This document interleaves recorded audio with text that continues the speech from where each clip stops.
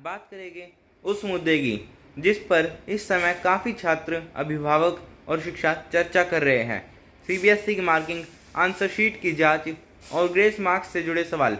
हाल के दिनों में सोशल मीडिया पर कई छात्रों ने दावा किया है कि उनकी अपेक्षा से काफ़ी कम मार्क्स आए हैं। कुछ छात्रों का कहना है कि आंसर शीट की जांच में कहीं असंगतियां हो सकती हैं, जबकि कुछ लोग रीचेकिंग और रीवैल्यूएशन की प्रक्रिया और अधिक पारदर्शी बनाने की मांग कर रहे हैं। वहीं दूसरी तरफ यह भी सच है कि हर साल लाखों कॉपियां जांची जाती हैं। ऐसे में पूरी प्रक्रिया को पूरी तरह त्रुटि मुक्त बनाना एक बड़ी चुनौती है।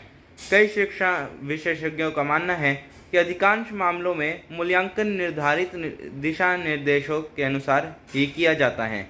अब बात करते हैं ग्रेस मार्क्स की। कुछ छात्रों का मानना है कि कठिन प्रश्नों या विशेष परिस्थितियों में ग्रेस मार्क्स मिलना चाहिए ताकि किसी छात्र का परिणाम अनुचित रूप से प्रभावित न हो। वहीं दूसरी ओर कुछ लोगों का तर्क है कि ग्रेस मार्क्स का अत्यधिक उपयोग मेहनत करने वाले छात्रों के साथ न्याय नहीं करता और मेरिट सिस्टम पर भी सवाल खड़े करता है। मेरी व्यक्तिगत राय, यदि किसी प्रश्न में वास्तविक समस्या हो या मूल्यांकन में स्पष्ट त्रुटि दिखाई दे तो छात्रों को निष्पक्ष अवसर मिलना चाहिए। लेकिन साथ ही किसी भी निर्णय का आधार केवल सोशल मीडिया पर वायरल पोस्ट नहीं बल्कि तथ्य और आधिकारिक जानकारी होनी चाहिए।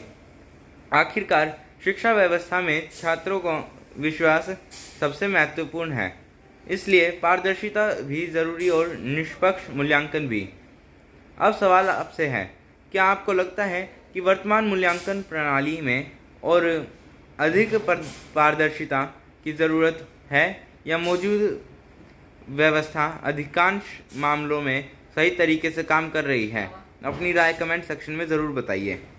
और यहीं एक बड़ा सवाल भी खड़ा होता है, क्या आज के समय में छात्रों की आवाज़ सोशल मीडिया के कारण पहले से ज़्यादा मजबूत हुई है या फिर कई बार अधूरी जानकारी भी बहुत तेज़ी से वायरल होती है?